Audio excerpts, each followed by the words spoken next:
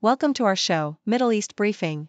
Today, we have some important updates from the region as U.S. Secretary of State Antony Blinken embarks on his 10th trip to the Middle East, focusing on a ceasefire proposal between Israel and Hamas. This visit is marked by heightened tensions and the absence of the usual optimism, as Blinken consults with Egyptian officials to revise a plan aimed at securing peace and addressing hostages. In other news, researchers have made a fascinating discovery in the Red Sea, unveiling a new species of fish dubbed the grumpy dwarfgoby. Known for its small size and grumpy appearance, this vibrant fish highlights the urgent need for conservation efforts in the region as climate change threatens marine biodiversity. It's a reminder of the wonders of nature and the importance of protecting our oceans. Lastly, we have a gripping legal story as a Pakistani man with ties to Iran pleads not guilty to charges of a murder-for-hire plot targeting U.S. politicians. This case has stirred significant attention, especially given its connections to international tensions. With allegations of inciting protests and targeting political leaders, this story is unfolding with many layers. Please stay tuned for more detailed coverage. South China Morning Post reports that U.S. Secretary of State Antony Blinken is embarking on his 10th trip to the Middle East since the onset of the Gaza conflict nearly a year ago, this time focusing on Egypt without the usual optimism surrounding potential breakthroughs. This visit, which notably excludes a meeting with Israeli Prime Minister Benjamin Netanyahu, is aimed at refining a ceasefire proposal for Israel and Hamas, including the release of hostages. The Biden administration has tempered its previous optimistic rhetoric, now working closely with Egypt and Qatar to develop a revised proposal that could lead to a 6-week ceasefire, allowing for an exchange of hostages and Palestinian prisoners. As tensions escalate with threats of military action against Hezbollah in Lebanon, Blinken's discussions will also address the delicate balance of regional security and humanitarian concerns. The Independent highlights the discovery of a new fish species in the Red Sea, aptly named the grumpy dwarfgoby, Ceviota ethon, which was found off the coasts of Saudi Arabia. This tiny fish, measuring less than 2 centimeters, boasts a distinctive grumpy expression and large canine teeth, allowing it to thrive in its reef habitat where it preys on small organisms. Researchers from King Abdullah University of Science and Technology and the University of Washington made the find during a diving expedition aimed at exploring biodiversity in the region, which is increasingly threatened by climate change.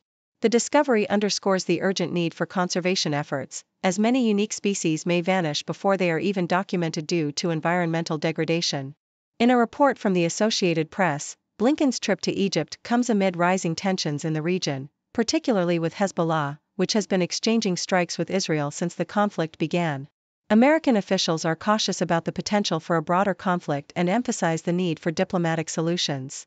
Netanyahu has expressed that security conditions must change significantly for residents to return home safely, while the U.S. remains committed to facilitating a ceasefire agreement between Israel and Hamas.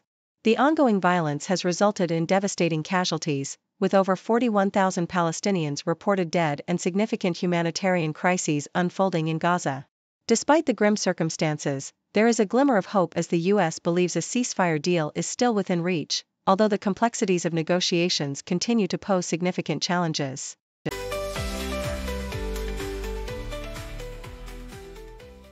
The Independent reports on a Pakistani man, Asif Raza Merchant, who has been charged with attempting to execute a murder-for-hire plot against U.S. politicians, allegedly in retaliation for the assassination of Iranian commander Qasem Soleimani in 2020.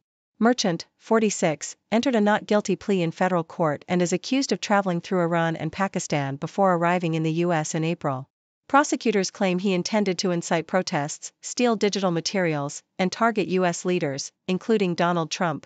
The plot was uncovered when an individual merchant contacted alerted authorities, leading to his arrest after he allegedly attempted to pay undercover agents posing as hitmen. The case raises concerns about foreign adversaries' involvement in domestic terrorism. Yahoo US highlights the impressive performance of Jordan Mason, a running back for the San Francisco 49ers, who has made history during his first 2 starts in the NFL. With star player Christian McCaffrey sidelined due to injury, Mason stepped up, rushing for 147 yards against the New York Jets and following it with another 100-yard game against the Minnesota Vikings, totaling 247 rushing yards. This achievement marks the highest rushing yards by a 49ers player in their first 2 career starts, surpassing notable predecessors. Mason's journey from an undrafted rookie to the team's primary running back showcases his resilience and determination, as he continues to make a name for himself in the league. According to the Associated Press, the International Olympic Committee, IOC, is gearing up for a significant presidential election, with 7 candidates vying for the position held by Thomas Bach, who will step down after 12 years in office. The election, set for March, has the potential to bring about a historic first, as the next president could be the first female leader or the first from Africa or Asia. The candidates include prominent figures such as Sebastian Coe and Kirsty Coventry, each bringing a wealth of experience in sports management and leadership. The new president will face critical challenges, including selecting host cities for future Olympic Games and navigating complex political landscapes, all while maintaining the IOC's long-standing neutrality.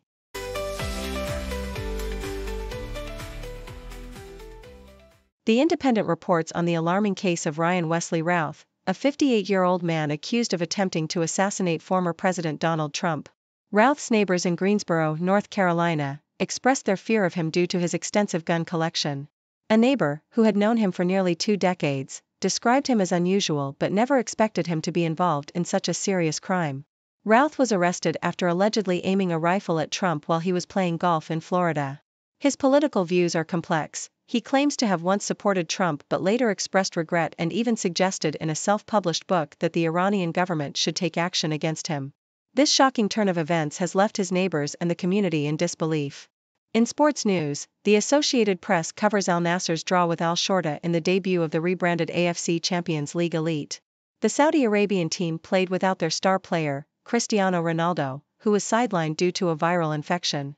Despite taking an early lead through Sultan Al Ghanem, Al Nassr conceded a goal shortly after. The match also saw the departure of Croatian midfielder Marcelo Brozovic due to injury. Meanwhile, Al Ahly, another Saudi team, secured a narrow victory against Persepolis, showcasing the competitive spirit of the tournament. The revamped league format features 24 teams divided into 2 groups, with each team playing 8 matches to advance to the knockout stage. Foreign policy highlights a conversation with NATO Secretary-General Jens Stoltenberg about the ongoing war in Ukraine and its implications for NATO. Stoltenberg emphasized that Ukraine has the right to defend itself, including striking targets within Russia. He noted the transformation of NATO since Russia's invasion, with countries like Sweden and Finland joining the alliance and increased defense spending among member states. As the conflict evolves, Stoltenberg addressed concerns about Russia's collaboration with countries like Iran and North Korea, stressing the importance of a united front among NATO allies. He also discussed the need for a global perspective on security, acknowledging that threats are no longer confined to Europe, and urged continued support for Ukraine as it navigates a challenging battlefield.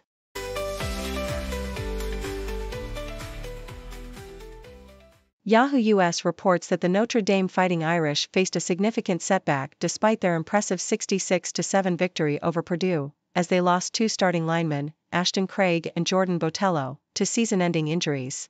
Craig, the sophomore center, suffered a left knee injury in the second quarter, while right guard Schroth is expected to be sidelined for weeks due to an ankle injury but may return later this season.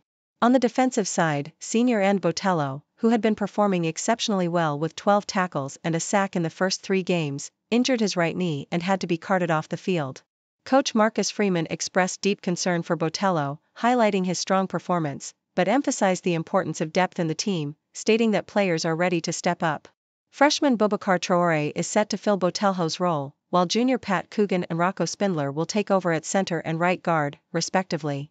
The Fighting Irish, now 2-1, are preparing to face Miami, Ohio, in their next game. Thank you for tuning in.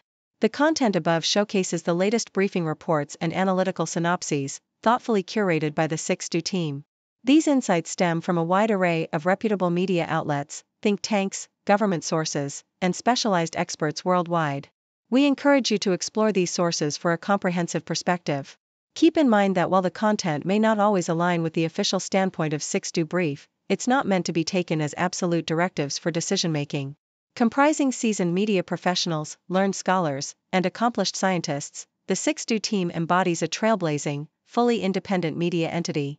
To customize 6Do Brief to meet your professional needs, you have the option to subscribe to a diverse array of briefings on our website, 6dobrief.com. Regardless of your location, you can conveniently receive 6Do Brief via email. Scrolling through the headlines, another crazy day. 6 degrees of stories, connecting in their way. From the weather to the sports, and everything we see.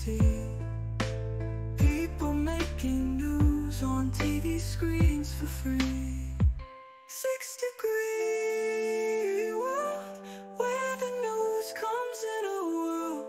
Every story ties together like a ribbon in a twirl. Sit back and watch it all, big and small they call. From city lights to countryside, we're connected after all.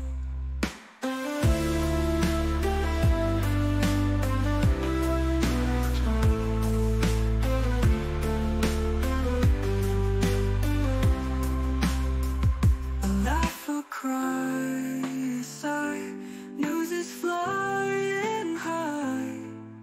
From city lights to countryside, we're connected after all. A laugh, a cry,